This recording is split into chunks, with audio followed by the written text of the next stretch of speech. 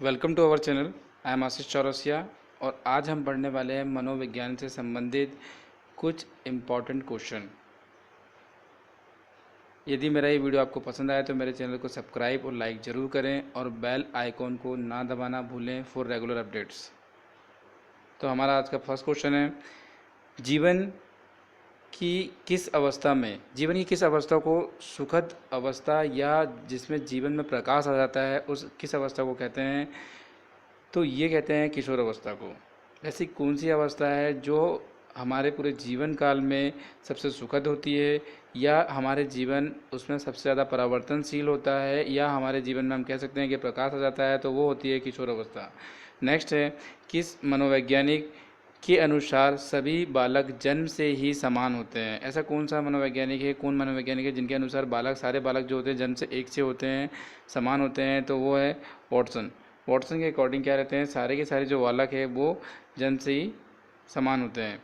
शिक्षा एवं समिति, विद्यालय और शिक्षक में पाठ्यक्रम की अहम भूमिका किसकी होती है? ये पूछ रहा है यहाँ पे कि शिक्षा आयोग, समितियाँ, विद्यालय या शिक्षक, इसमें से अगर पाठ्यक्रम का निर्धारण करना है तो अहम भूमिका किसकी होती है? इन सभी की अहम भूमिका होती है एक पाठ्यक्रम को निर्धारण करने में। नेक्स्ट क्वेश्चन है, प्रतिभाशाली बालक की इंद्रियां किस प्रकार की होती है? जो छात्र जो प्रतिभाशाली होता है उसकी इंद्रियां किस प्रकार की होती है? तो उसकी इंद्रियां अति तीव्र होती है। बाल अपराध को सुधारने के लिए किसकी सहायता लेनी चाहिए? अगर बालक बार बार बाल अपराध कर रहा है तो ऐसे अपराधों को सुधारने के लिए एक मनोचिकित्सक की हेल्प लेनी चाहिए। किसकी हेल्प लेना चाहिए? एक मनोचिकित्सक की। This is a very important question 56। Stanford बिने स्केल जो दिया हुआ है, इसमें स्टैनफोर्ड बिने स्केल बुद्धि परीक्षण कितने वर्ष के बालकों में ये परीक्षण किया जाता है? तो ये परीक्षण जनरली किया जाता है आपके 2 से 14 वर्ष के बच्चों में। नेक्स्ट है हमारा क्वेश्चन, मनोविज्ञान को चेतना का विज्ञान मानने वाले कौन से वैज्ञानिक है या मनोवैज्ञानिक को चेतना का विज्ञान किसने कहा है? तो ये कहा है पोम्पेनाजी जी ने। इसको याद कर लें आप। प्रतिभावान छात्र की बुद्धि लब्धि कितनी होती है? जो प्रतिभावान छात्र होता है, इंटेलिजेंट स्टूडेंट होता है, उसकी बुद्धि लब्धि कितनी होती है? तो उसकी बुद्धि लब्धि होती है 140। खेल का समान अर्थ क्या है? जो बच्चे अक्सर खेलते हैं उसका समान अर्थ क्या है? तो उसका अर्थ है चित और उमंग। खेल का अगर हम समान अर्थ जानेंगे तो वो होता है चित और उमंग।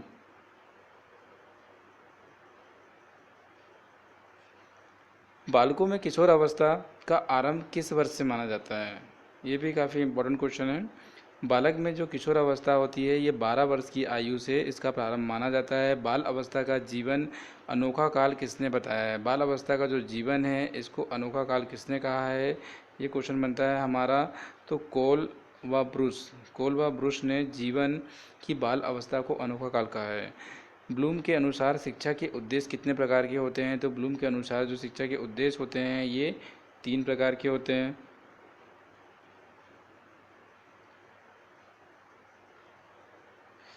एक प्रतिभाशाली बालक की पहचान किसके द्वारा की जाती है? तो एक जो प्रतिभाशाली छात्र को आपको पहचानना है तो उसकी बुद्धि, उसकी अभिरुचियाँ और उसकी उपलब्धि परीक्षण के द्वारा द्वारा आप उसकी प्रतिभा को पहचान सकते हैं। बुद्धि की इकाई सिद्धांत का प्रतिपादन किसने किया था?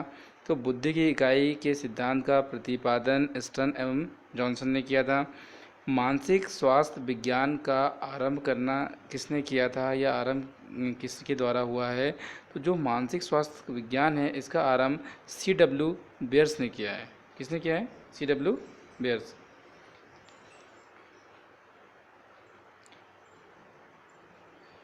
वर्तमान में मनोविज्ञान को क्या कहा जाता है? अगर हम आज की कंडीशन देखें तो आज वर्तमान में मनोविज्ञान को किस नाम से जाना जाता है? तो आज वर्तमान में मनोविज्ञान को हम व्यवहार के विज्ञान के नाम से जानते हैं। अपराधी प्रवृत्ति वाला बालक के लिए उपयुक्त विधि कौन सी होगी? एक जो बालक है जो बार बार अपराध कर रहा है तो हम उसके लिए कौन सी विधि अपनाएंगे? तो हम उसके लिए अपनाएंगे उपचारात्मक विधि।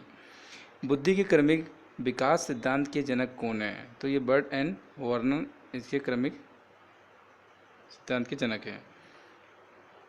नेक्स्ट क्वेश्चन की तरफ चलते हैं। नेक्स्ट एंड लास्ट, किस पद्धति में खेल और गीतों के द्वारा शिक्षा दी जाती है? This is the very important question.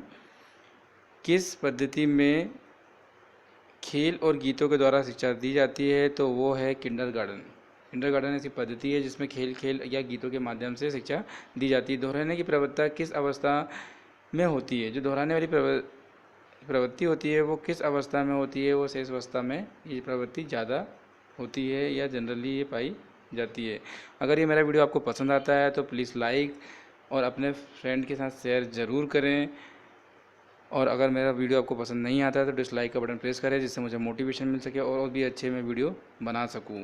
Thank you for watching.